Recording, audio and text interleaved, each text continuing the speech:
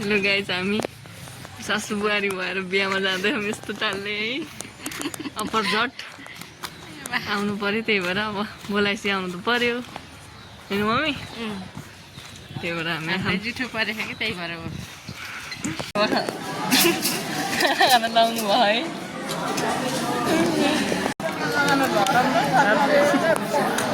हुन्छ मम्मी। आज सिँगार पटार नगरिकन आउँदा कस्तो लाग्यो?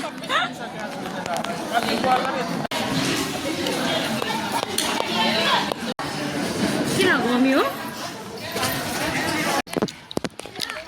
बिहामा गएर आइयो खाएर, बिहानी खाएर आइयो यस्तो तालमा गाइस।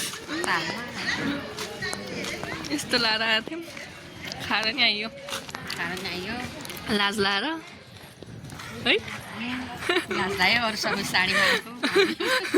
यस्तो साडीमा आउनु भयो, साडी लाएर मस्त रेडी भएर हामी चाहिँ यस्तो पाएर थाहा थिएन जाने भन्ने नि, अनि यत्तिकै आएको ढिलो हुन्छ भनेर है। बाबुलाई जाऊ भनेको, बाबुले आउन मानेन। अनि फार्मेसी बसेको कपडाले आयो। साथी भएर अनि आउनु पर्यो, फेरि एक्लै के आउनु, लुकुर लुकुर। किन हो गाइज, बाई बाई। दिन चाहिँ हामी अब सासू बुहारी हिँड्न पाइने यसरी भनेर हामी अब बजार डुल्दैछौँ है मम्मी।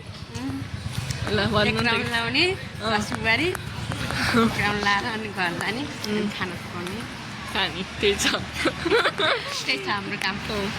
यो चाहिँ हाम्रो दमौली। यो के चोक रे मम्मी? यो सत्यवती हो पछाडिको स्कुल हो कि बालमन्दिर हो? सत्यवती नै होइन? अनि हामी हिँड्दैछौँ यस्तो बाटो। यहाँ क्लिनिक पनि रहेछ। तरकारी रोज्नलाई आयौँ हामी अब। तरकारी किन्नलाई कति रुपियाँ किलो रे? 120 रुपियाँ किलो टमाटर। दमौलीमा 120 रुपियाँ किलो छ है गाइस टमाटर। सपिङ अब जाँदैछौँ हामी। हाम्रो मम्मी टुइलाएर हिँड्नुभयो अगाडि अगाडि।